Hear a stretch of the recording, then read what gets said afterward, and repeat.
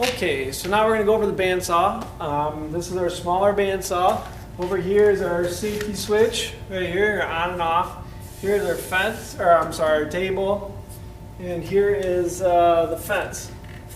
Okay, the fence we just kind of hold on down here. Alright, so it's removable. The fence isn't accurate, so we don't use the fence very much for accuracy. So probably won't use it much.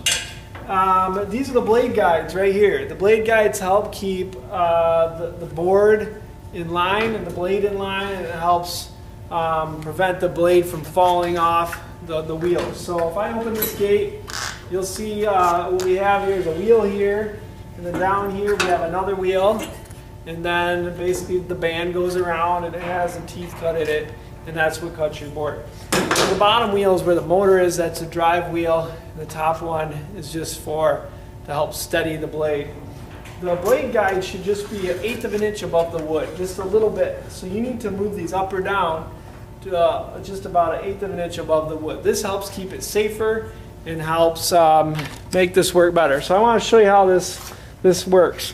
So I just loosen this knob right here, and then I am just going to raise these guides up or down, and I'm looking for just a little bit, about 1/8 inch above the wood is where I want this to be. Okay, a couple other things on the bandsaw. You don't want to stand to the right of the bandsaw. So as I'm cutting, if I stand over here and the blade were to break, which does happen from time to time, it could hit me in the face. So the blade could break and the blade could hit me in the face. I had that happen to one student once. It was like a big cat scratch down the side of the face. I don't think he was even using the saw. He was standing too close to it. So that's the next point. When someone's using this is their bubble. You need to leave them alone and get out of here. There should be nobody near the person using the cutting. That goes with every tool, but for some reason the bandsaws tend to be more of a hangout than the other ones. So I need to kind of figure out what I'm doing here on my board.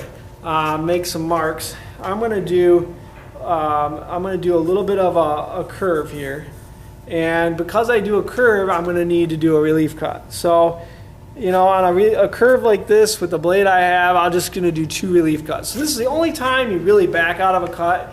Your goal is not to back out of a cut. So I'm going to turn it on.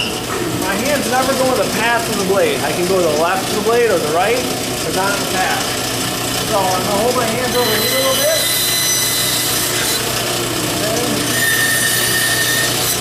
So here's my 2 relief cuts. The purpose of my relief cuts is to relieve some pressure so I don't break the blade.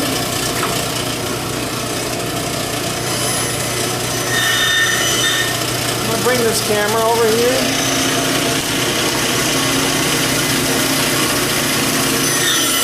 Now I just turn it.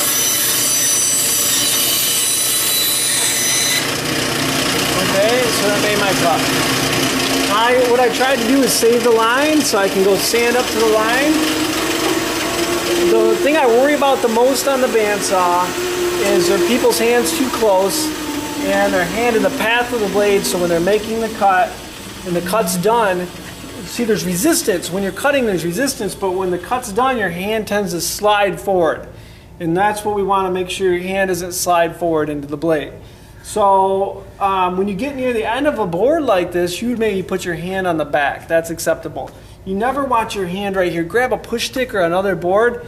I've never had this happen to one of my students, but I've seen some other students where they've cut it themselves right here because they're pushing, and then there's relief, and oh man, it's terrible. So please be very, very careful on the bandsaw. I always see kids, the margin of safety is a 4-inch from the center of the blade.